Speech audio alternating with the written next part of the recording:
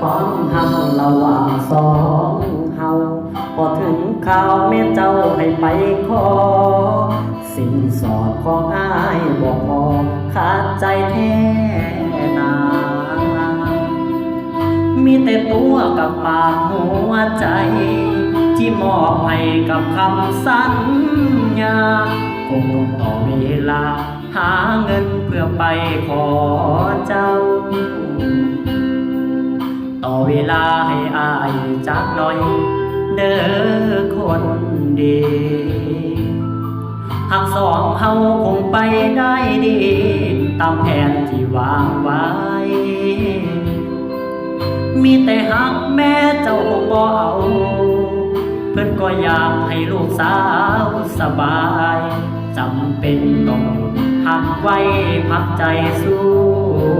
ข่าวต้นทุนของอายบอกคือเขาหากสองเฮาอยากให้มันจางลงขอเพียงให้เจ้ามั่นคงต่ออายคนนี้เงินพ่อมือได้อายสิไปขอแต่งลาคำแพงฝากบอกพ่อกับแม่อายหักเจ้าหักจริงหักแท้อายให้สัญญาขอเวลาอีก2-3 ปีหักษาของดีเสือไผ่เด้อลาฮอดมือเฮานัดสัญญาขอน้องแต่งงานที่เห็นได้ตอนนี้ก็คือเพิ่มหาเอาเข้มแข็งอย่านอกใจอย่าให้ไผมาแซงแทนที่หักเฮาฝากเดือนฝากดินฝากฟ้าจงรักษาคุ้มครองสองเอาจะกลับมาสู่ขอแต่งเจ้าในมือเงินพอ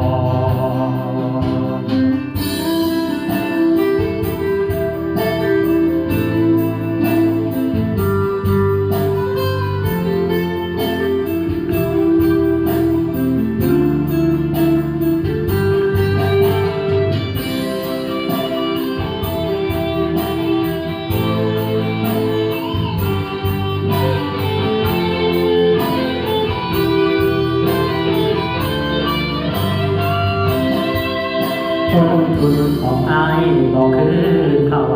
หากสองเฮาอย่าให้มันจางลงขอเพียงให้เจ้ามั่นคงต่ออายคนนี้เงินพ่อมือได้อายสิไปขอแต่งลาคำแพงฝากบอกพ่อกับแม่อายหักเจ้าหักจริงหักแท้อายให้สัญญาขอเวลาอีก2-3 ปีหักษาของดีเสือไผ่เด้อลาฮอดมือเฮานัดสัญญาขอน้องแต่งงานที่เห็นได้ตอนนี้ก็คือเพิ่มหาเอาเข้มแข็งอย่านอกใจอย่าให้ไผมาแซมแทนที่หักเฮา